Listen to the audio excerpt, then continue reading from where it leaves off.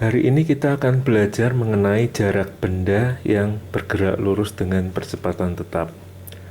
Nah, dahulu pada saat Galileo hidup, Galileo banyak sekali melakukan percobaan-percobaan fisika. Salah satunya adalah tentang gerak benda yang dipercepat. Ini adalah lukisan yang menggambarkan Galileo sedang mendemonstrasikan bagaimana gerak suatu benda yang dipercepat. Nah, bisa dibayangkan bahwa pada saat itu belum ditemukan adanya alat pengukur waktu seperti stopwatch atau jam seperti saat ini. Jadi bagaimana Galileo mengukur waktu untuk gerak benda tersebut? Nah, di sini dia menggunakan bantuan tetesan air, ya ini yang disebut dengan jam air.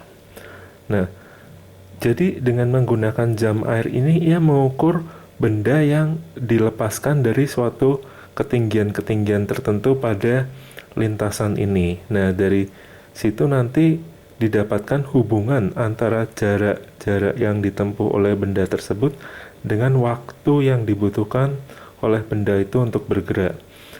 Untuk dapat melihat percobaan Galileo yang dibuat ulang, kalian dapat melihat di website ini. Ini sangat menarik. Nah, Galileo boleh kita katakan sebagai salah satu bapak dari ilmu pengetahuan modern. Tentu saat ini Galileo sudah tidak ada dan jasadnya dikuburkan di suatu katedral, yaitu di Basilika Santa Croce, Italia.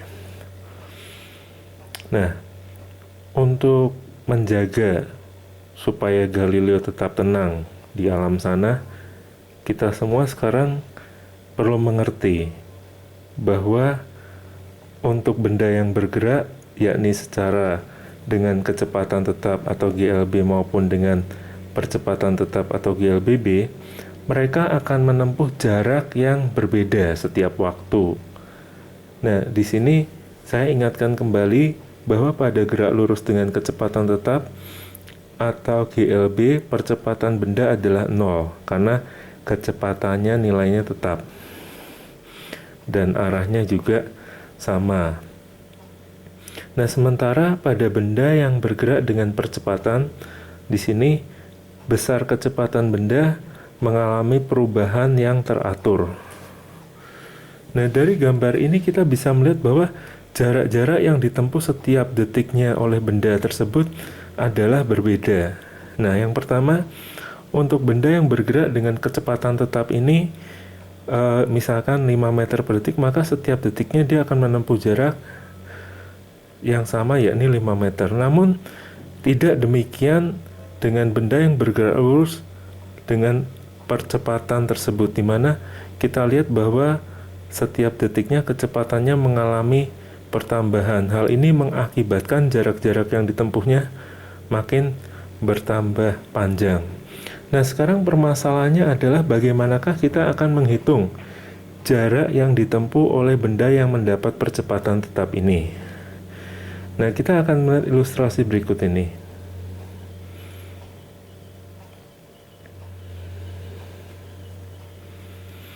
Nah, sekarang kita lihat di sini saya gambarkan ada sebuah benda yang bergerak lurus beraturan atau kecepatannya tetap.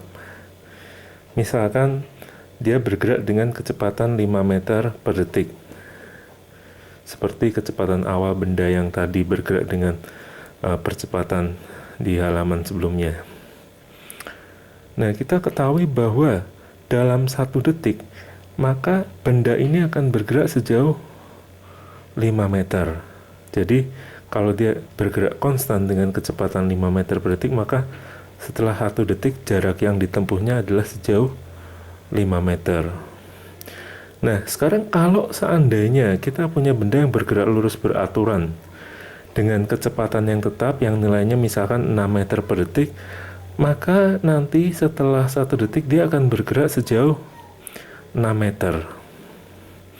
Nah, sekarang coba kita pikirkan bagaimana kalau benda ini bergerak dari kecepatan 5 meter per detik lalu menjadi 6 meter per detik dalam waktu 1 sekon. Ya tentu jika kalian bisa mengira-ngira jarak yang akan dia tempuh nanti tidaklah lebih pendek dari 5 meter atau lebih jauh dari 6 meter. Mengapa? Karena apabila dia bergerak dengan kecepatan konstan 5 meter saja, jarak yang ditempuh itu tadi 5 meter. Atau kalau dia bergerak terus dengan kecepatan 6 meter per detik, maka jarak yang ditempuh adalah nantinya 6 meter. Maka jika benda ini bergerak dari 5 meter per second menjadi 6 meter per second, tentu nilai jaraknya adalah antara 5 meter sampai dengan 6 meter. Nah sekarang jika dari 5 sampai 6 ini perubahannya adalah perubahan yang secara teratur, maka kita mungkin sudah bisa memikirkan bahwa nilai jarak yang ditempuh oleh benda ini adalah di antara atau tengah-tengah dari 5 meter dan 6 meter ini, yakni pada jarak 5,5 meter. Nah, jadi kalau tadi ada benda dari kecepatan 5 meter per second dipercepat dengan teratur sampai dengan 6 meter per second, setelah 1 detik jarak yang ditempuhnya ada di antara 5 meter dan 6 meter, yakni di tengah-tengah yang nilainya sama dengan 5,5 meter. Nah, sekarang kita lihat kembali keadaan gerak dari benda yang dipercepat tadi dengan percepatan 1 meter per detik kuadrat. Nah, pertama, dari 5 meter per second menjadi 6 meter per second, dalam waktu 1 detik ini dia bergerak sejauh 5,5 meter. Lalu, yang berikutnya, dari 6 meter per second menjadi 7 meter per second, dia akan menempuh jarak 6,5 meter. Nah, berikutnya, ketika dipercepat dari 7 menjadi 8 meter per detik, jaraknya yang ditempuh ini sejauh 7,5 meter. Lalu yang terakhir, dari 8 meter per detik dipercepat menjadi 9 meter per detik, jaraknya yang akan ditempuh adalah sejauh 8,5 meter. Di sini bisa kita lihat bahwa jarak-jarak yang ditempuhnya ini mengalami perubahan. Nah, sekarang kita akan coba pikirkan bagaimanakah nilai jarak tadi akan kita dapatkan secara umum. Nah, tadi dari 5 menjadi 6 meter per detik, jarak yang ditempuhnya 5,5. Lalu dari 6 ke 7 meter per detik, jarak yang ditempuhnya 6,5 meter. Lalu yang berikutnya 7,5 meter, yang berikutnya 8,5 meter. Jadi dari waktu mula-mula sampai dengan 4 detik dengan percepatan yang 1 meter per detik kuadrat tadi, benda ini sudah bergerak sejauh, nah kalau kita jumlahkan nilainya 28 meter. Nah, ada yang menarik jika kalian perhatikan nilai 28 meter ini. Sekarang kita coba pikirkan, benda ini mula-mula dari bergerak dengan kecepatan 5 meter per detik. Lalu setelah 4 detik, kecepatannya menjadi 9 meter per detik.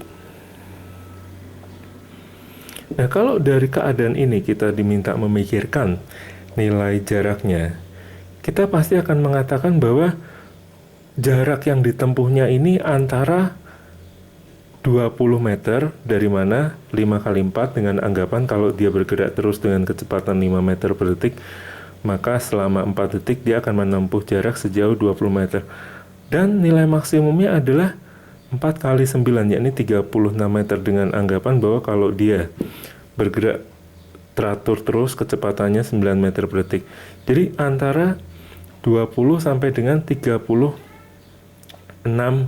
meter. Nah, sekarang kalau seandainya dari 5 meter per detik ini dia dipercepat secara teratur, artinya kecepatannya bertambah dengan teratur, maka nilai jarak yang ditempuhnya itu akan sama dengan nilai rata-rata atau tengah antara tadi 20 dengan 36 meter ini. Jadi kalau kita hitung 20 meter dari 5 kali 4 ini, terus 36 dari 9 kali 4. Nah, jika kita lihat di sini, maka kita akan dapat yakni 28 meter. Nah, di sini kita bisa sekali lagi mengatakan bahwa untuk mencari jarak yang ditempuh oleh benda yang bergerak lurus dengan percepatan tetap atau GLBB ini, kita bisa menghitung yakni dengan jarak yang ditempuh oleh kecepatan awal dikalikan waktu, ditambah jarak yang ditempuh oleh kecepatan akhir dikalikan waktunya, lalu kita bagi 2.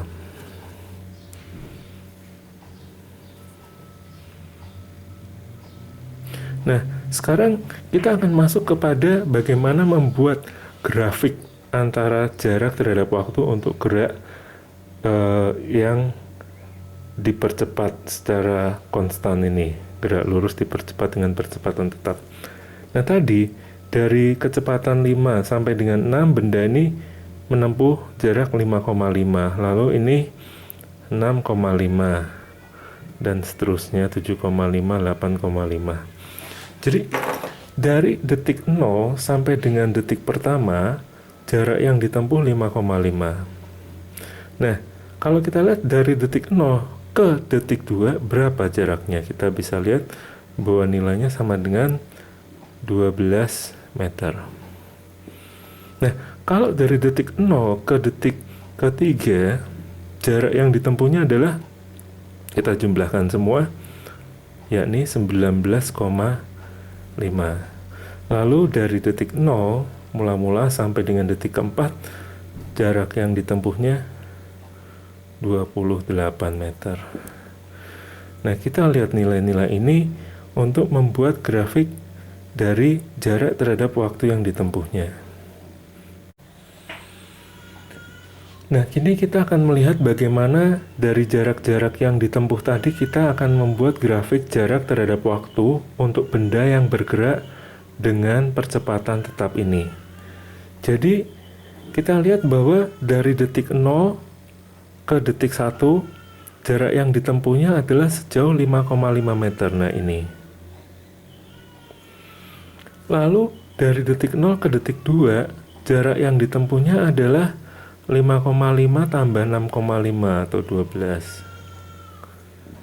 Nah, berikutnya dari detik 0 ke detik ketiga, jarak yang ditempuhnya adalah sejauh 19,5 kalau kita jumlahkan. Nah, yang terakhir dari detik 0 sampai dengan detik ke-4, jarak yang ditempuhnya kita tambah lagi 8,5 yakni 28. Nah, jika kita hubungkan titik-titik ini, maka kita akan dapati suatu apa yang dinamakan parabola. Nah, juga kita bisa lihat bahwa perbedaannya dengan benda yang bergerak secara kecepatan tetap ini dengan kecepatan 5 meter per detik, maka untuk setiap detiknya jarak yang ditempuhnya tadi adalah sama, yakni 5 meter. Nah, jika kita hubungkan untuk jarak yang ditempuh ini setiap detiknya nanti, maka kita akan mendapati suatu garis. Nah, jadi ini yang bergerak secara GLB kemarin, sementara yang pertama tadi yang bergerak secara GLBB, di mana bukan lagi berupa garis yakni tapi berupa parabola.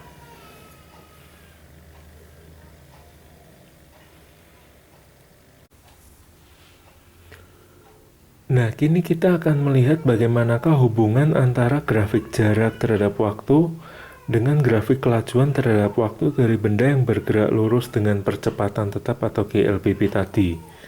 Nah, di sini kita bisa lihat hal penting yang kedua dari yang bisa kita dapatkan dari grafik kelajuan terhadap waktu. Kalau kemarin kita sudah melihat bahwa dari grafik kelajuan terhadap waktu, pertama kita bisa mencari percepatan dengan membagi selisih kecepatan dengan waktu. Nah, sekarang kita akan melihat hal yang kedua. Jadi di sini kita bisa lihat grafik kelajuannya dimulai dari 5 meter per detik lalu dipercepat secara teratur pada detik pertama 6 dan pada detik kedua 7 dan seterusnya. Nah, sekarang lihat kalau kita hitung di sini luas grafik yang ada di bawah grafik kecepatan sampai dengan detik pertama ini, kita mendapati suatu trapesium, di mana trapesium ini memiliki ukuran di sini 5, di sini 6, dan di sini 1. Nah, kalau kita hitung luas dari trapesium ini, maka kita dapati nilai dari luasnya sama dengan 5 tambah 6 dikalikan 1 bagi 2 atau 5,5. Ini adalah jarak pada detik pertama. Nah, sekarang kita lihat lagi sampai dengan detik yang berikutnya, detik kedua. Kita lihat di sini ada sebuah trapesium di mana ukuran dari trapesium ini di sini 5, 7, dan 2. Nah, kalau kita hitung luas dari trapesium ini, maka nilai dari luasnya adalah 5 ditambah 7, lalu kita kalikan 2, dan kemudian dibagi 2.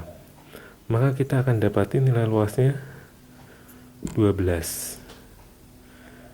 Nah, coba kita sekarang hitung untuk luas yang dari mula-mula sampai dengan detik 4. Di sini kita lihat bahwa nilai detik 4 kecepatannya 9. Jadi trapesium kita adalah di sini 5, 9, dan 4. Nah, kalau kita hitung luas dari trapesium ini, kita bisa hitung yakni 5 ditambah 9, lalu kita kalikan dengan 4, lalu kita bagi 2. Yakni kita dapati 28. Nah, jadi hal penting yang kedua yang kita bisa dapati dari grafik kelajuan terhadap waktu ini adalah dengan luas di bawah grafik itu merupakan jarak yang ditempuh oleh si benda.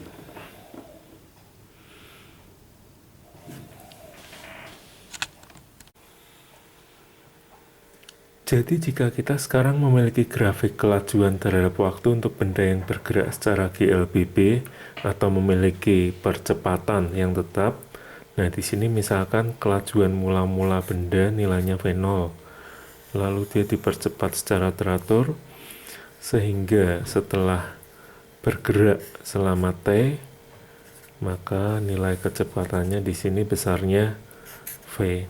Nah, dengan menghitung luas di bawah grafik ini, maka kita akan mendapati jarak yang ditempuh oleh benda tersebut, di mana karena berbentuk trapesium maka besarnya sama dengan V0 ditambah V,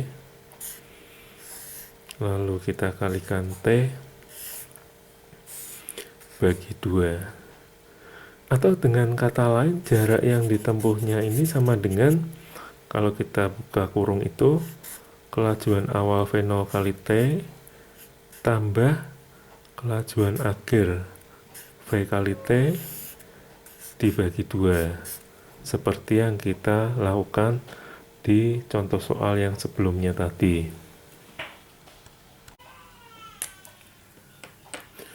Jadi misalkan ada sebuah benda mula-mula bergerak 20 meter per detik, lalu setelah 4 detik kecepatannya menjadi 40 meter per sekon.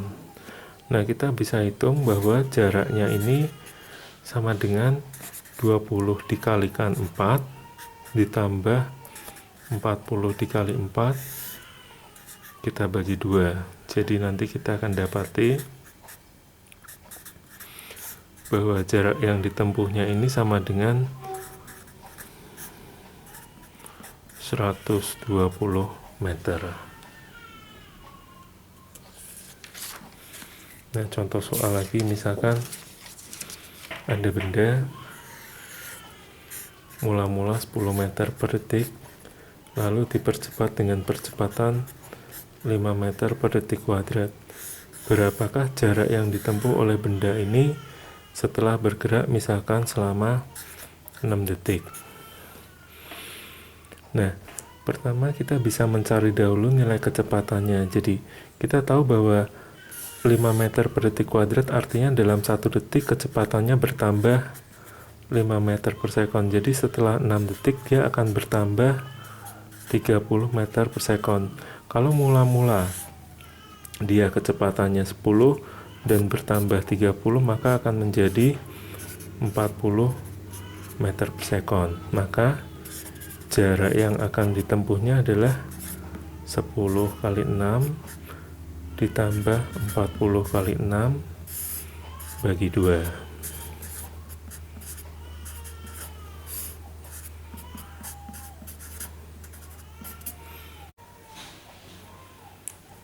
Satu lagi, misalkan, nah ini ada benda mula-mula punya kecepatan V0, lalu mendapat percepatan A.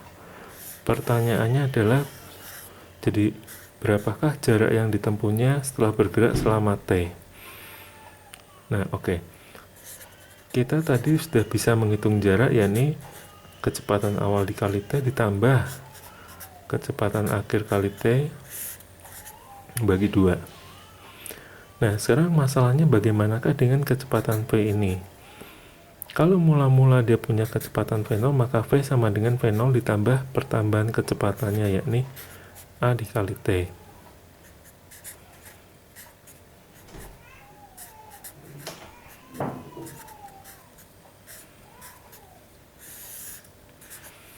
Nah, nanti kita dapat di sini V0 kali T, terus yang di belakangnya V0 kali T ditambah A kali T kuadrat per 2. Nah, kita lihat di sini nilainya nanti sama dengan V0 kali T ditambah setengah kali AT kuadrat. Jadi, untuk jarak yang ditempuh oleh benda yang bergerak dengan percepatan tetap atau GLBB dapat kita hitung nilainya sama dengan V0T tambah setengah A kali T kuadrat. Nah, salah satu hal yang perlu dikagumi dari Galileo adalah bahwa ketika ia melakukan percobaan dengan lintasan miringnya tersebut, lalu ada benda yang dilepaskan di lintasan tersebut, pada saat itu meskipun belum ada alat ukur waktu seperti stopwatch sekarang ini, Galileo sudah mendapati bahwa jarak yang ditempuh oleh benda itu sebanding dengan waktu kuadratnya. Jadi dengan mengambil nilai kecepatan awal karena dia dilepaskan, maka nilai V0-nya ini sama dengan 0, maka kita lihat bahwa jaraknya ini sebanding dengan T kuadrat. Nah, saat itu sudah didapati oleh Galileo dengan suatu percobaan yang sangat sederhana.